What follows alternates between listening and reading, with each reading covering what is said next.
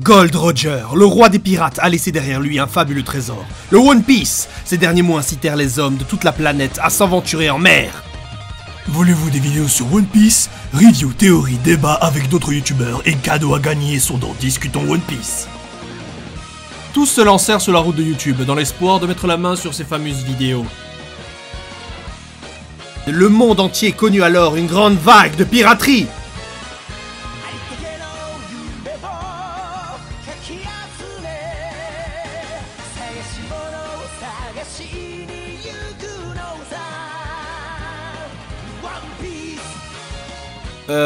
Non, c'est Kyle's Prod et pas One Piece. Kyle's Production. Aujourd'hui, on se retrouve pour une vidéo One Piece, c'est plus exactement la première partie de la saga East Blue, qui est en fait le début des aventures de Luffy et de son équipage. Mais avant cela, nous allons répondre à quelques questions. Qu'est-ce que One Piece? One Piece est un manga créé par Eiichiro Oda qui a été publié pour la première fois en 1997 dans un magazine nommé Weekly Shonen Jump. C'est un manga qui réunit plusieurs thèmes comme l'action, l'aventure, le drame ou encore la comédie. Deuxième question à se poser. Qu'est-ce qui se passe dans One Piece? Alors l'histoire se déroule dans un monde de piraterie et le roi des pirates, Gold Roger, qui a été exécuté 25 ans plus tôt, a laissé derrière lui un fabuleux trésor nommé le One Piece. Et ces derniers mots ont motivé d'innombrables personnes à s'aventurer en mer. Et c'est ainsi que le monde connut alors une grande vague de piraterie. Mais nous allons plus nous intéresser à l'histoire d'un jeune garçon élastique qui a mangé le fruit du Gum Gum, qui n'est d'autre qu'un fruit du démon. Une troisième question est à se poser. Mais qu'est-ce qu'un fruit du démon? Un fruit du démon est une sorte de fruit qui a des capacités surnaturelles. En gros, tu le croques en une seule bouchée, c'est bon, tu as un pouvoir. Mais attention, tous ceux qui ont mangé un fruit du démon perdent leur capacité à nager et sont maudits par les mers et par les océans. Une autre chose à savoir est qu'il existe 3 types de fruits du démon: Paramecia, Logia et Zoan. Nous ferons une vidéo prochainement qui détaillera les types de fruits du démon qui existent dans le monde de One Piece. La saga East Blue, elle est la toute première saga de One Piece, comme je le disais juste avant. La saga commence avec un flashback de Gold Roger, dans le manga, qui est sur le point d'être exécuté. Alors je ne vais pas rappeler ce qu'il dit, ce qui se passe, c'est dans le début de la vidéo de toute façon. Ce que je vais faire, c'est que je vais résumer chaque arc de cette saga, mais avec le moins de détails possible, sans spoiler, pour faire découvrir aux nouveaux et futurs fans de la licence. Pour commencer, il y a le premier arc Romance Down. Pour résumer, cet arc est composé de 3 histoires dans l'ordre. La première parle du principal protagoniste Monkey D. Luffy, un jeune garçon qui rêve de devenir le roi des pirates en trouvant le One Piece, et fait la connaissance de Shanks le Roux, un pirate qui est hébergé quelques jours sur l'île natale de Luffy. Shanks est devenu son modèle depuis que le pirate lui a sauvé la vie de connards de bandits. Un jour, Luffy mange un des fruits du démon, le Gomu Gomu no Mi, qui le rend élastique. Ce fruit du démon était détenu par l'équipage du Roux. A son départ, Shanks donne à Luffy son chapeau de paille avec la promesse de venir le rechercher quand il sera devenu un grand pirate.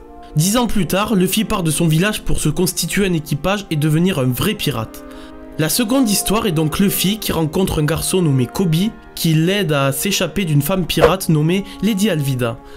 Koby rêve de devenir un grand soldat de la marine et on enchaîne donc avec la dernière histoire auquel ces deux garçons vont rencontrer ensuite Roronoa Zoro, un terrible chasseur de pirates qui est détenu par la marine.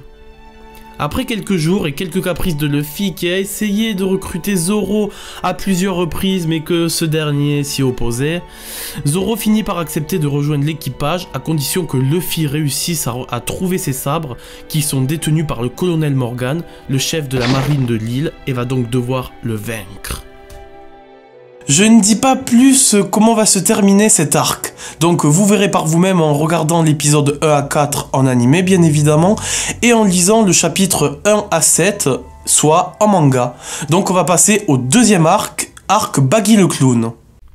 Dans cet arc, Monkey D. Luffy et Roronoa Zoro vont croiser la route et affronter Baggy le Clown, un terrifiant pirate qui a aussi mangé un fruit du démon. Mais avant cela, Luffy a été kidnappé par un oiseau qui voulait en faire son repas, sauf que... voilà quoi. Zoro se met à sa poursuite et rencontre 3 pirates de l'équipage de Baggy le Clown qui disent s'être fait voler leur bateau par une jeune femme.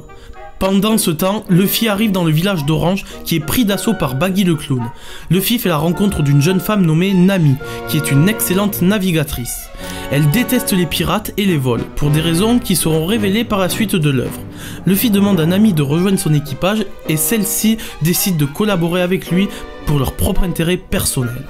J'aurais pu parler de l'histoire du chien nommé Chouchou ainsi que des combats avec l'équipage de Baggy le clown, mais comme d'habitude je vous laisserai découvrir en vous matant l'épisode 4 à 8 en animé et en lisant le chapitre 7 au 21, c'est-à-dire en manga. Donc on va passer directement à l'arc numéro 3, arc Capitaine Kuro.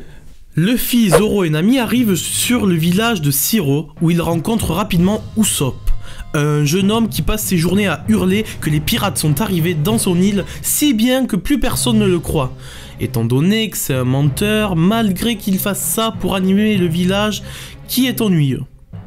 Rapidement, les 4 jeunes font face à la colère de Claadol, qui n'est autre que le majordome du manoir de Kaya, qui celle-ci n'est autre que la grande amie d'Usopp. En effet, ils se sont introduits sans son autorisation dans le manoir et leur demandent de quitter les lieux. D'autant plus que Claadol fait des reproches sur Usopp en disant qu'il est mal vu au village et que son père l'a abandonné alors que c'est totalement faux. D'ailleurs, son père c'est Yasopp qui fait partie de l'équipage de Shanks le Roux, dont Luffy connaît très bien. Plus tard, Luffy et Usopp surprennent une conversation entre Django, un pirate hypnotiseur, et Claadol. Ce dernier est en fait le capitaine Kuro, un pirate sanguinaire qui s'est donné pour objectif de prendre le contrôle de l'île en tuant Kaya pour dérober aussi sa richesse. Et quand Usopp tente d'avertir les habitants, personne ne l'écoute, étant donné qu'il a tellement menti que les gens ne le prennent pas au sérieux. Petite parenthèse que c'est quand même une leçon de vie tout ça. C'est donc là qu'interviennent Luffy, Zoro et Nami qui vont l'aider à vaincre cet équipage et protéger les habitants de l'île, donc Kaya et aussi les 3 enfants qui font partie de la bande à Usopp. Un combat va alors faire rage, ce qui va entraîner que Luffy va avoir un nouveau bateau qui se nomme le Vogue Mary avec un membre de son équipage en plus, Usopp. Donc je vous invite à en savoir plus en regardant l'épisode 9 à 18 en animé et en manga du chapitre 22 au 41. Allez, place au 5e arc Baratie. Ouais, je sais, j'ai un peu hésité, mais ça reste entre nous. Après avoir quitté le village de Shiro, l'équipage du chapeau de paille rencontre Johnny et Yosaku, des chasseurs de pirates connaissant bien Zoro, qui les conduisent vers le navire-restaurant, le Baratier, qui se situe en plein milieu de l'océan. C'est là qu'ils rencontrent pour la première fois Sanji, un cuisinier. Cependant, sur le navire-restaurant, le bras droit d'un terrifiant capitaine pirate nommé Don Krieg vient sur le navire demander à ce qu'on lui donne à bouffer, car lui et son équipage souffrent de la famine. Et donc Sanji lui donne personnellement à manger et s'en va en le remerciant. Mais c'est là que Don Krieg réapparaît plus tard en faisant la même chose, c'est-à-dire ordonner au cuistot de le nourrir et va s'emparer du navire-restaurant pour remplacer son navire dévasté. Le navire-restaurant est aussitôt pris d'assaut, sans compter l'apparition d'un sabreur exceptionnel nommé Mihawk, œil de faucon, auquel Zoro voulait se confronter à lui depuis longtemps. Et donc un combat s'engage entre les 2 sabreurs. Après ces événements, les chapeaux de paille se rendent compte que Nami a volé le Vogue Mary d'après Johnny et Yosaku, et donc Zoro, Usopp et les 2 chasseurs de primes s'en vont à sa poursuite, laissant Luffy s'occuper de Don Krieg, ainsi que recruter Sanji au sein de l'équipage. Bien sûr, je n'ai pas parlé de Full Body Main d'Acier, qui n'est autre qu'un officier de la marine qui avait foutu la merde au restaurant au début, mais bon, bien évidemment, vous le découvrirez par vous-même. Donc, de l'épisode 19 au 30, en animé, et en manga du chapitre 42 au 68, devant un bon petit bol de céréales ainsi qu'un bon petit verre de jus de fruits. Qu'est-ce que j'aime ça! C'est le top des régimes. Et c'est ainsi que s'achève cette vidéo, et au prochain épisode, nous découvrirons les 2 derniers arcs, plus les arcs fillers, mais bon, ça, c'est pas trop important vu que ça n'apparaît pas dans le manga, parce qu'il y a toujours des différences manga-animé. Et bien évidemment, je ferai une vidéo spéciale dessus, ne vous inquiétez pas, la communauté. Bien évidemment, rejoignez le Discord, c'est très important, et on se retrouve à la prochaine vidéo. Voilà. Si tu veux faire plaisir à l'équipe Kyle's Prod, mets un pouce bleu à la vidéo, partage la vidéo à ton entourage et commente. On veut un maximum de commentaires.